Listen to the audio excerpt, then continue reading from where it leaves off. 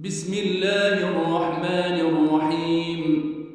يوصيكم الله في أولادكم للذكر مثل حظ الأنثيين، فإن كن نساء فوق اثنتين فلهن ثلثا ما ترك، وإن كانت واحدة فلها النصف، ولأبويه لكل واحد منهما السدس مما ترك إن كان له ولد، فإن لم يكن له ولد وورثه أبواه فلأمه الثلث، فإن كان له إخوة فلأمه السدس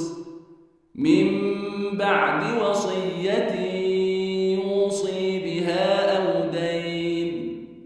آباؤكم وأبناؤكم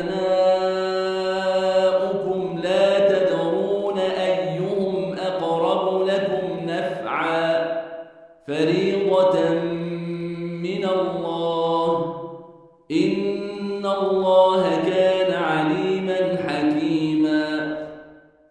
ولكم نصف ما ترك أزواجكم إن لم يكن لهن ولد، فإن كان لهن ولد فلكم الربع مما تركن من بعد وصية يوصين بها أو دين، ولهن الربع مما تركتم إن لم يكن لكم ولد، فإن كان لكم ولد فلهن الثمن مما تركتم من بعد وصية توصون بها أو دين.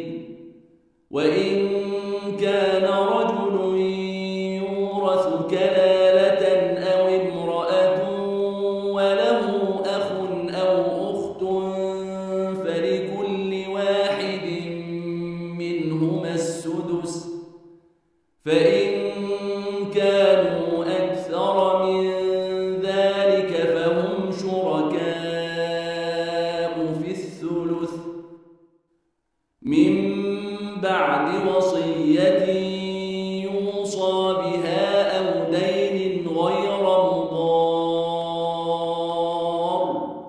وصية من الله، والله عليم حليم. تلك حدود الله، ومن يطع الله ورسوله يدخله جنات تجري من تحتها الأنهار خالدين فيها، وذلك الفوز العظيم. ومن يعص الله ورسوله ويتعد حدوده يدخله نارا خالدا فيها وله عذاب مهين. واللاتي يأتين الفاحشة من نسائكم فاستشهدوا عليهن 4 منكم، فإن شهدوا فأمسكوهن في البيوت